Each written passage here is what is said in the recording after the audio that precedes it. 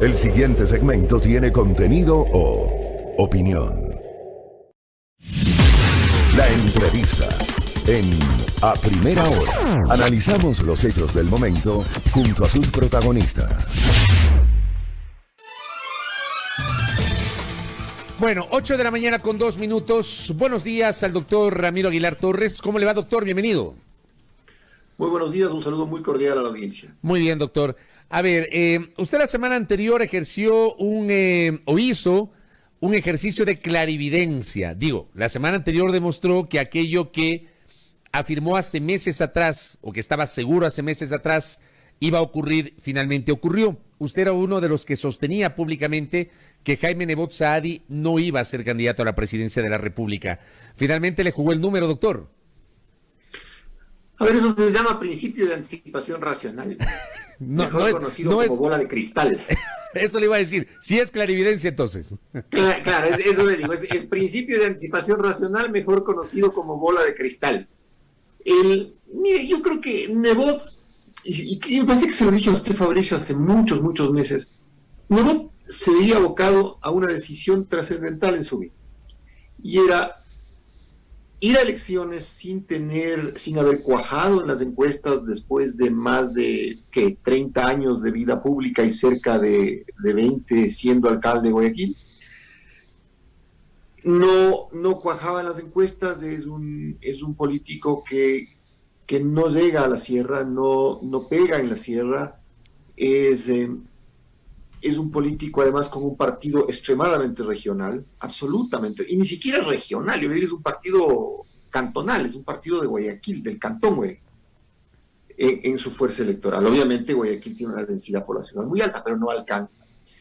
Y desde luego el fracaso brutal de la alcaldesa Cynthia Viteri en el manejo de la pandemia demostró todas las grietas de la administración sociocristiana en el municipio, y particularmente demostró que Nebot siempre se equivoca, y se ha equivocado a lo largo de los años en la selección de sus candidatos y sus sucesores. Déjeme interrumpirle. Usted dice fracaso. Resulta que hay, digamos, un segmento de la opinión pública de Guayaquil, incluyendo medios, que en cambio hablan del éxito de las decisiones adoptadas en Guayaquil y por eso lograron combatir y controlar la pandemia, y que por eso hay ciudades de Sudamérica que quieren replicar el, entre comillas, modelo de Guayaquil, doctor. ¿Cómo es eso? No, pues eso yo lo vi en un tuit que citaba al diario Expreso de Perú, que no sé de dónde salió, pero no hay prensa seria que analice el tema desde ese punto de vista, todo lo contrario. El alcalde de Sao Paulo, en Brasil, decía no queremos cometer los errores de Guayaquil, y varias autoridades más. Pero a ver, Nebot se equivoca no solamente en entregar el testigo, en escoger a sus sucesores, tanto a la señora Cynthia Viteri cuanto a Carlos Luis Morales.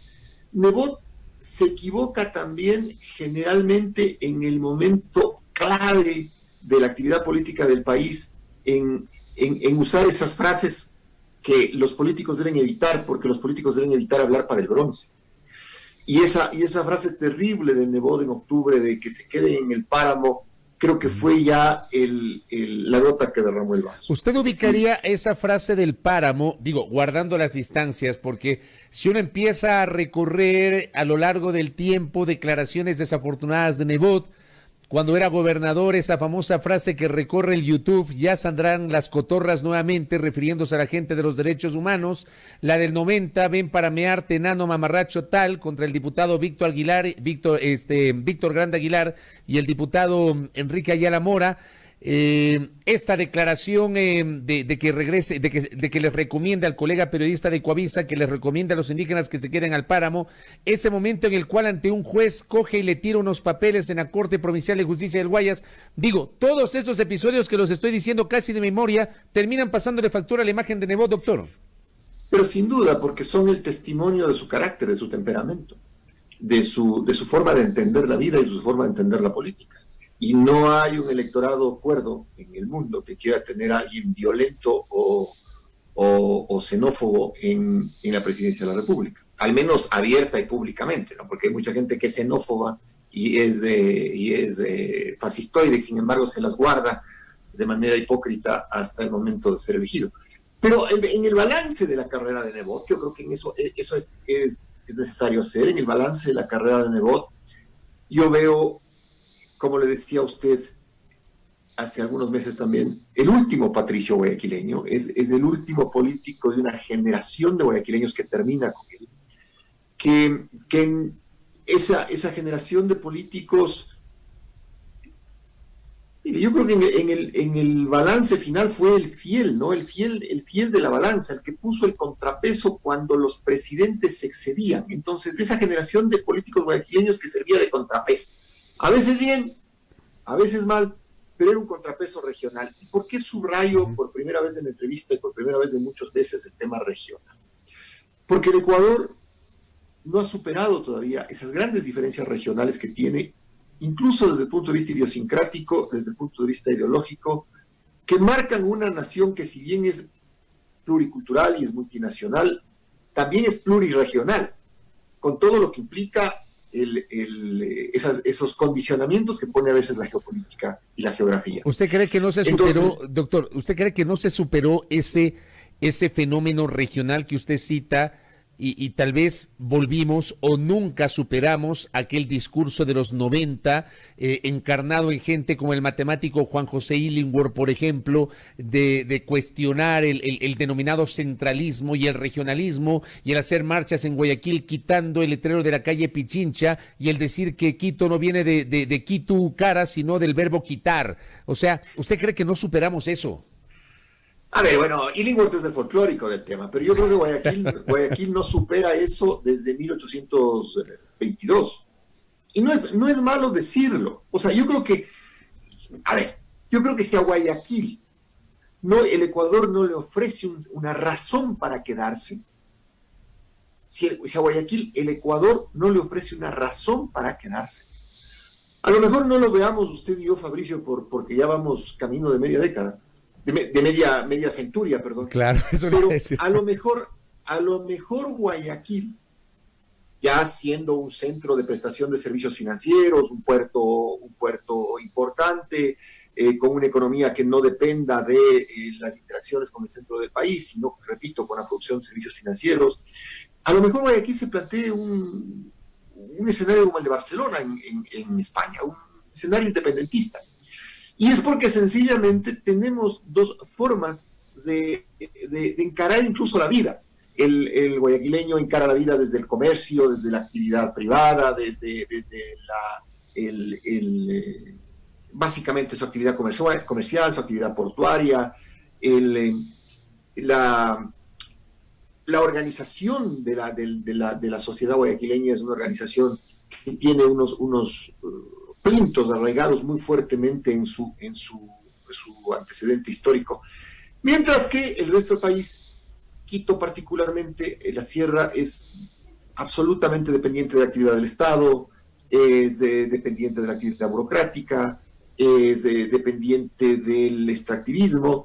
Entonces, mientras el Ecuador no entienda que además de ser plurinacionales, multiculturales, somos plurirregionales. Mientras no entendamos eso y no diseñemos en realidad estatutos autonómicos de verdad, y no se olvide que la autonomía es algo que siempre ha estado en el debate.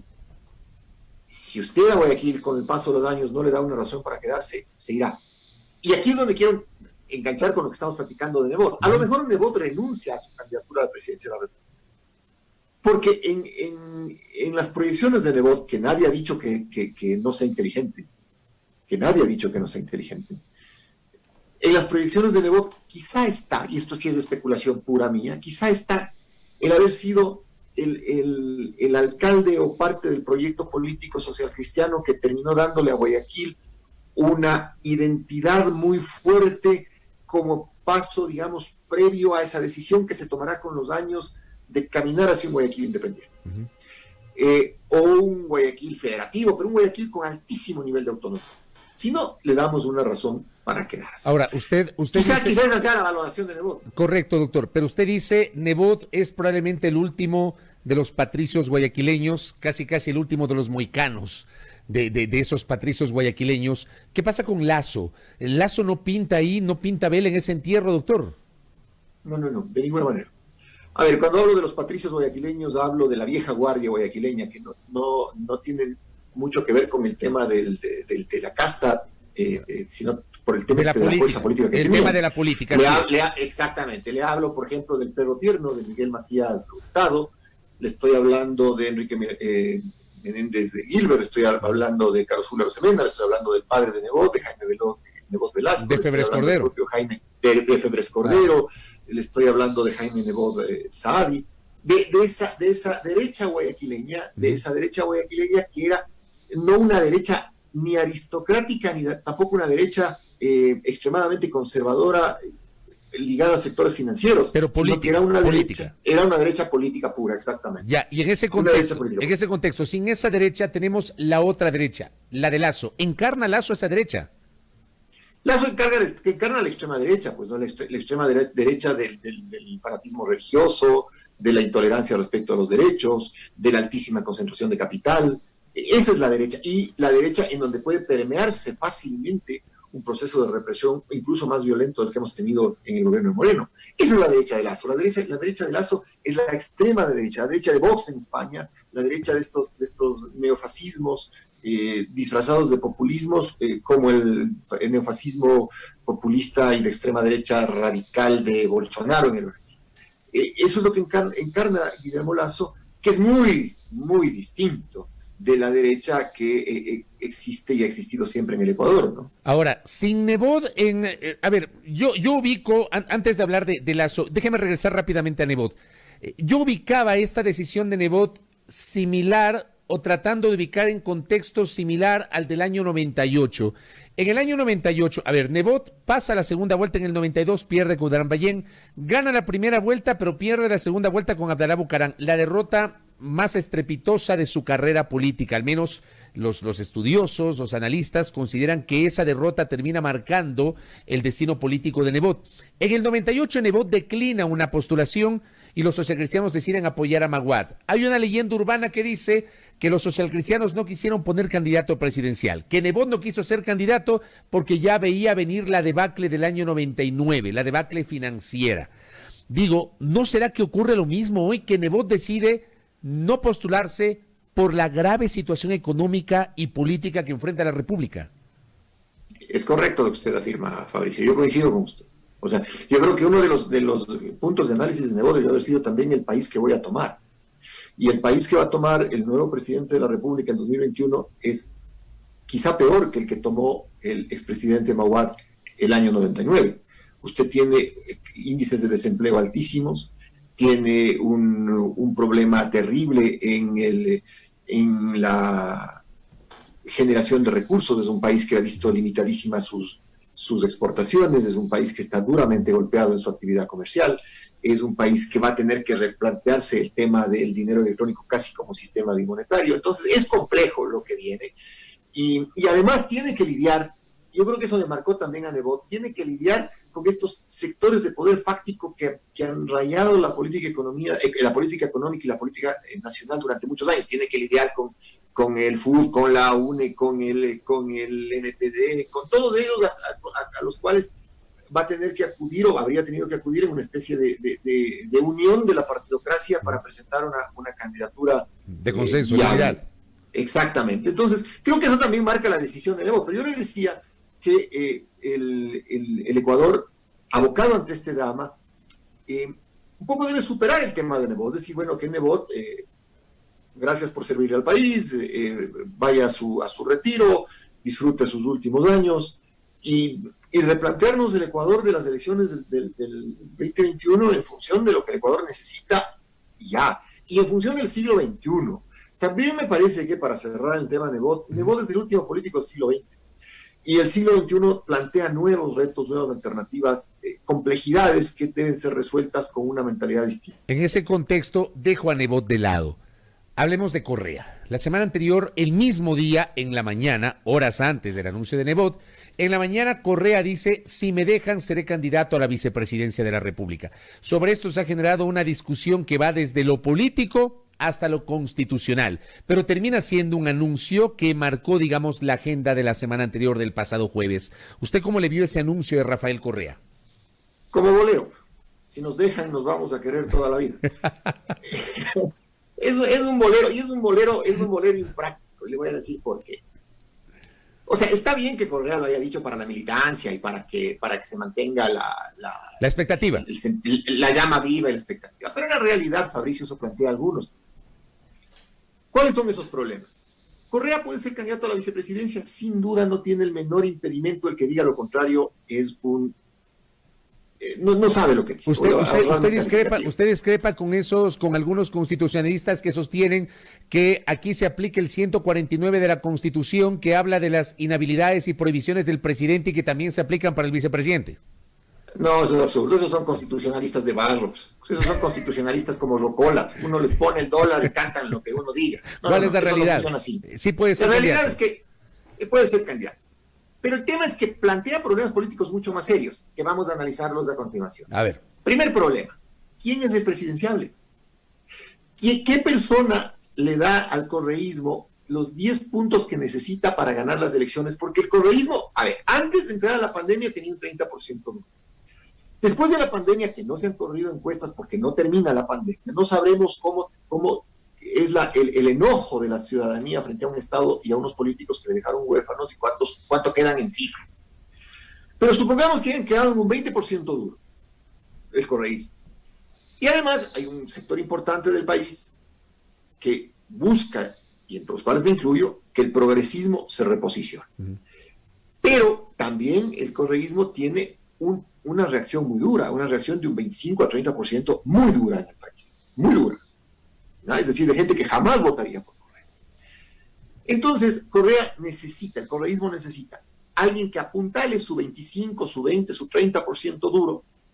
Seamos optimistas, pensemos que siguen en el 30% duro, alguien que les dé por lo menos 10 puntos más para entrar a segunda vuelta y ganar las elecciones. Y ganar la elección presidencial. O sea, no les alcanza, al correísmo no le alcanza una figura presidencial, que son buenos, ojo, que podrían hacerlo bien, pero que no alcanza porque vienen de la misma matriz electoral. No alcanza Pavel Muñoz, no alcanza Marcela Guiñaga, no alcanza las figuras, digamos, tradicionales y muy marcadas del correísmo. No alcanza. Ellos necesitan a alguien que les dé fácil 10 puntos más. Pero esa persona tendría que estar dispuesta, en el caso de ir en una papeleta con Rafael Correa, tendría que estar dispuesta a ser un presidente de cartón. Porque Correa limitarse a ser un vicepresidente figurativo. Cosa que no va a pasar. Si Correa dice... Eso no va a pasar. Eso no va a pasar, digo, por la personalidad de Correa. Y por el proceso. Claro. Porque el correísmo entiende su actividad política como un proceso. Sí, como un proceso. Entonces, en función del proceso, supongo yo que volverán a las decisiones concertadas. Ojalá cambien los nombres que se han desprestigiado tanto, estas mesas chicas, estos óvalos, estos hexágonos, estos pentágonos, esas vainas. Pero al final del día seguirá siendo un gobierno aparentemente de decisiones concertadas. El buró político, ¿no? En el mismo contexto de las mesas chicas que usted dice. Correcto. Pero, ese petit comité, ese buró, no debería o no podría condicionar las decisiones finales del presidente de la República. Y el presidente de la República no sería Correa. Entonces, el primer reto que tiene Correa es de encontrar una persona que le dé 10 puntos y que además esté en condiciones de volverse un presidente de comité, de decisiones conjuntas. Entonces, y donde, desde luego, en el comité pese mucho la decisión de Correa. Y eso no es fácil, Fabricio, eso no es fácil. No es fácil, primero, porque la persona acepta. Porque esa persona, si acepta, debe ser dueña de por lo menos 10 puntos del electorado, que implica que es una persona prestante políticamente y con un sentido de respeto nacional. Y segundo, es complejo porque cuando las decisiones colectivas fallen, que en política pueden fallar, quien va a asumir las responsabilidades del presidente, no el pequeño comité, no el vicepresidente Correa. Y lo que viene en economía en 2021 es sumamente complejo. Sumamente complejo. Entonces no es fácil. Está bien para decirlo, pero yo creo más bien que el correísmo, insertado en un frente progresista, porque los votos del correísmo, le repito, no alcanzan, el frente progresista es el que le daría el 10 puntos. El tema es que los votos solitos del correísmo no alcanzan, pero tampoco los votos solitos del resto de la centroizquierda alcanzan. O sea, correcto, se necesitan. Sí, pero la centroizquierda en el Ecuador, de estos dinosaurios que han revivido, ¿no? Que han salido de la criogenia, estos dinosaurios políticos que se olvidaron de que estaban extintos, se han hecho neoliberales, pues. O sea, yo no le veo a la izquierda democrática como frente progresista, le veo a la izquierda democrática golpeándole la puerta al Lazo. A mí algunos me recuerdan a la democracia cristiana, que en un primer momento se presentaba como un partido del centro más tirado a la derecha, a la izquierda, y de pronto en el 98 se derechizó totalmente. Claro, pero no me acuerdo de la democracia cristiana.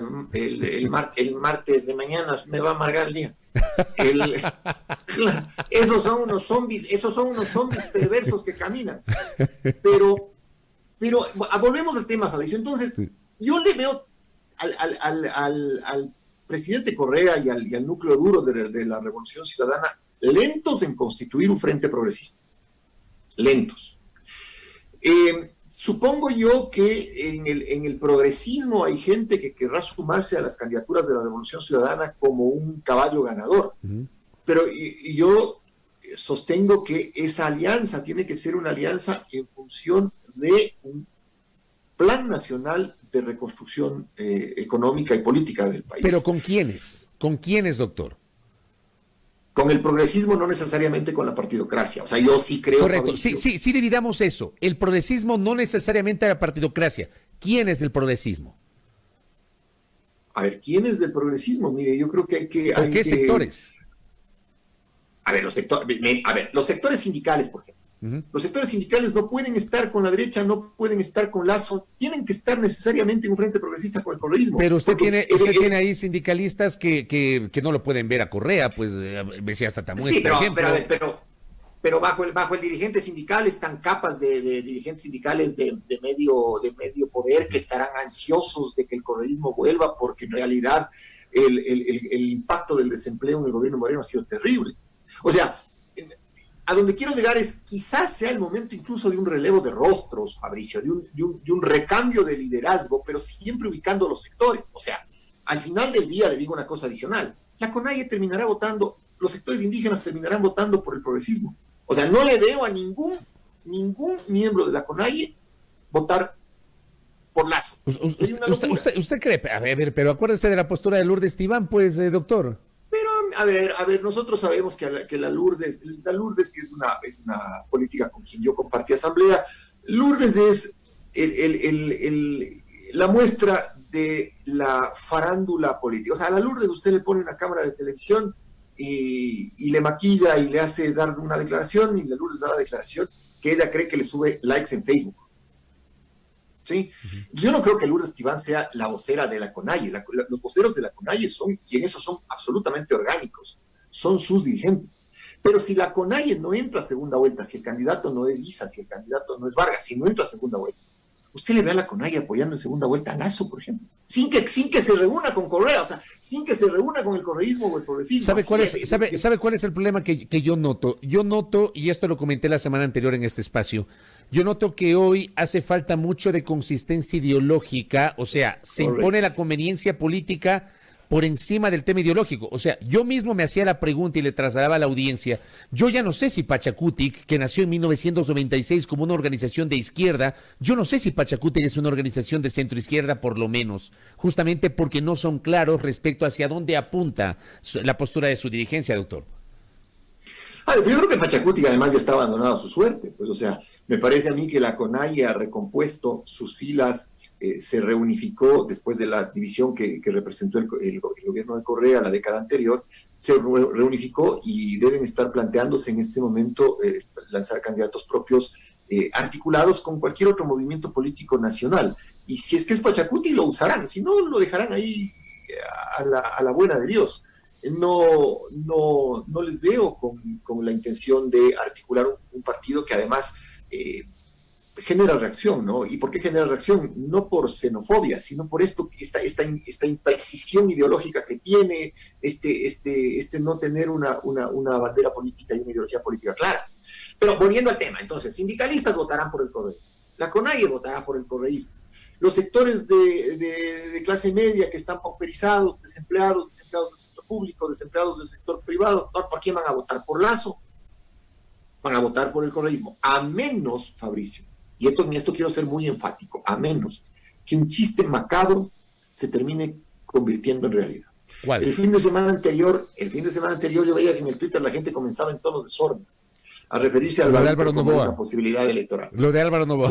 Sabía que iba por ahí. Cuidado. La desilusión ciudadana termine creando el mito de que Alvarito es el empresario exitoso que debió haber conducido este país los últimos 10 años y que Alvarito es la persona que puede venir y salvar al Ecuador. Porque ese tipo de decisiones, ese tipo de bromas, terminan sembrándose en el imaginario colectivo de una sociedad que está duramente golpeada por el desempleo, por la pobreza, por las muertes, por la mala atención en los hospitales públicos, por la corrupción. Ayer yo traía a colación una anécdota histórica que es real, narrada por Roberto Andrade en Historia del Ecuador. El presidente José María Plácido Camaño, uno de los presidentes del progresismo de finales del siglo XIX, fue presidente de la República porque en Guayaquil a un grupo de bromistas se les ocurrió decir, digamos que el Plácido Camaño va a ser candidato a la presidencia, y era conocido como idiota en Guayaquil, dicho por el Roberto Andrade, que también el Roberto carga sus tintas, pero a ver, eso pasó. La broma fue cogiendo cuerpo.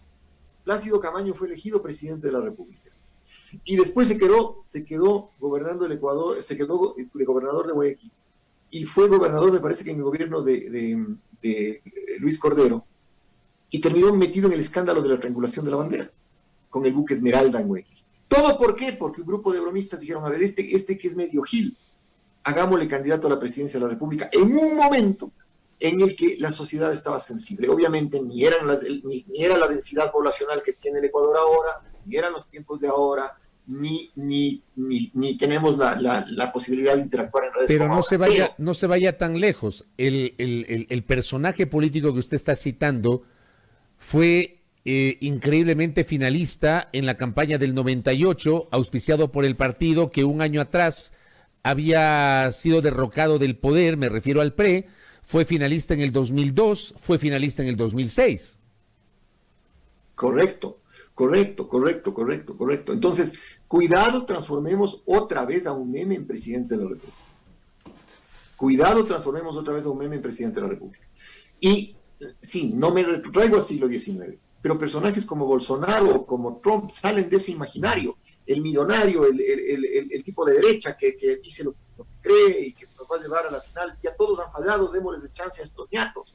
Esa es una reflexión súper peligrosa, ¿no? Que Brasil la está pagando caro, que los Estados Unidos la están padeciendo, y que nosotros ya la hemos padecido teniendo a alguien abiertamente incompetente en la presidencia de la República, pero que sería mucho más peligroso si esa incompetencia viene de la mano con un proceso político de derecha muy, muy duro.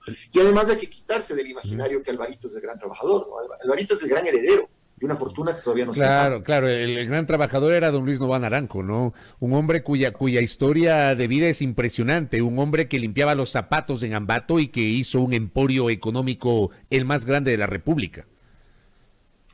Sí, bueno, no le conozco, no quiero hacer un juicio de valor sobre eso, pero la posibilidad de que alguien que lucha zapatos llegue a tener un sí. La varita mágica, ¿no? Oiga, doctor, sí, para ir cerrando, le pongo 3 nombres para su análisis. Otto Sonnenholzner, Diana Salazar y los integrantes de La Ruptura. ¿Cómo les ve usted de cara a 2021? Póngale a los panchos también. A ver, Otto Sonnenholzner no creo que será candidato. ¿Usted cree que no? No será candidato. Y le voy a dar rápidamente 3 razones. Él sabe, en el estado en el que está la economía, él no tiene una base política y una base electoral y un trabajo en territorio. ¿Por qué partido podría ser candidato? Por los socialcristianos tiene el mismo problema de Nebot, la regionalización del partido. Por Alianza País es un cadáver, está deshecho. Por Democracia sí. Podrían armarle un frentecito ahí con la izquierda democrática, con estos movimientos que... Con Democracia sí, pero, con Democracia sí de Gustavo Larrea, decía yo. Sí, pero Otto no se va a jugar, además es joven, podría optar por una presidencial en 8 años. Él no va a ir a la presidencia. ¿Quién más le mencionó, perdón, Fabricio? Diana Salazar le mencionaba usted, la fiscal. La señora Salazar, antes de ser fiscal general, fue un año directora de la UAF. y antes de ser un año directora de la UAFE, creo que fue un año fiscal antilavado, y antes de eso creo que fue secretaria de alguna fiscalía. Entonces, es una profesional de carreras cortas, ¿no? O sea, ella tiene la habilidad de estar un año en una función y subir a otra doblemente importante. Pero el tema de la señora Salazar es que, si bien tiene todo el derecho a ser candidata a la presidencia de la República, como todo ecuatoriano, son sus derechos políticos, el tema es ahí doble. Primero, está capacitada para la presidencia de la República, tomando en cuenta que la presidencia de la República es mucho más que perseguir pillos. O sea, es mucho más que conducir un patrullero. Conducir un patrullero implica valentía, implica lucha contra la delincuencia. Pero administrar la policía es otra cosa. El perseguir delincuentes es una cosa, el administrar el Estado es otra cosa. Pero además, tiene que presentar los procesos terminados. Pues, o sea, la Fiscalía ha acusado a Salcedo, ha acusado a Bucarán, ha acusado a Mendoza. Y hasta ahorita no sabemos ni qué declara Salcedo, ni qué declara Mendoza. No sabemos nada, o sea, no sabemos cómo van conduciéndose los procesos en la Fiscalía, y además no sabemos la otra mitad del cuento, cuáles fueron los funcionarios públicos que les entregaron los hospitales. Entonces, si la señora fiscal quiere ser candidata, debería acreditar que al menos puede terminar las funciones y terminar los casos, y terminarlos bien, porque los casos no terminan cuando se dicta solamente orden de prisión, se termina cuando hay sentencia y cuando se ubica a todos los responsables de la infracción. No obstante, vamos al mismo tema. Puede ser candidata, pueden hacerle candidata de algún movimiento político de los nacionales, pero querrá la fiscal dejar la fiscalía, en la cual le faltan 3 o 4 o 5 años, salir a una presidencial que puede perder y quedar en el olvido, no sé, quizás sí, quizás no. Y la tercera, los rupturas son como los panchos, pues, o sea, o Alcia Costa, podrán salir a cantar y a tocar y a participar, pero creo que el repudio nacional en el caso de los ruptura y los daños en el caso de los panchos pagarán su factura, pasarán su factura. No veo por ahí. Yo insisto, Fabricio, en que el nuevo presidente o presidenta de la República esté en este momento en su casa. Son las 8:36, probablemente estará terminando de desayunar o saliendo ya a su trabajo, sin imaginarse siquiera que va a ser presidente. Oiga, y lo último. Sí, termine la idea. No, la terminé ya. Ya, ok, lo último. ¿Usted va a ser candidato? Ya, Fabricio, esa es una pregunta que, si usted me hace en este momento, le digo que no. No estoy en condiciones ni personales, ni anímicas, ni profesionales, ni familiares de asumir el reto de ser candidato a nada. Me fastidiaría mucho que me estén jorobando a lo largo de la campaña con este tema de mi candidatura a la vicepresidencia, me fastidiaría mucho. Me fastidiaría mucho que la discusión política sea venal. Y le digo, en lo personal creo que una persona, para que un individuo tiene que ser candidato cuando está bien, porque si está bien, puede conducir bien. Yo estoy como los demás ecuatorianos. Estoy golpeado, estoy afectado, estoy tratando de sobrevivir, estoy atrincherándome y poniéndome duro en mis afectos familiares, en mis afectos de amistad. Entonces, si usted me pregunta ahorita, digo, Fabricio, no tengo ni ganas. O sea, la verdad no tengo ganas. Si alguien me diría, ¿quiere ser candidato? No, o sea, no quiero. Pero no diga de esta agua no debe beber, doctor. Sobre todo porque el país me duele, Fabricio. Sobre todo porque el país me duele. O sea, si bien parte de mi sinsabores de esta ausencia, esta orfandad, esta desolación que siento de la falta del Estado, de la falta de la protección del Estado a los ciudadanos más vulnerables, y eso me duele. Quizá eso, al final del día, me haga replantearme la posibilidad de ser candidato y ojalá, si es que eso ocurre, pueda contar con el apoyo y el voto ciudadano como siempre. Correcto. Pero cortado el queso en este momento, hecha la pregunta en este día, le digo, Fabricio, yo estoy como el resto del Ecuador, más pateado que balón de fútbol. Y yo me sumo a lo de pateado, igualitos. Doctor, gracias por el tiempo. Ya seguiremos charlando y conversando y analizando y leyendo la política. Muy amable por su valioso comentario. A ustedes siempre un gusto, muy amable. Gracias. Ramiro Aguilar Torres, ex candidato a la vicepresidencia de la República, ex legislador, analista político, penalista, conversando aquí en A Primera Hora con nosotros, justamente sobre la situación política y económica que tiene la República, haciendo su análisis sobre Nebot, sobre lo de Lazo, sobre lo de Correa, lo del progresismo, lo de Otto Sonnenhorst, lo de la fiscal, lo de ruptura, en fin, muchísimo para seguir comentando.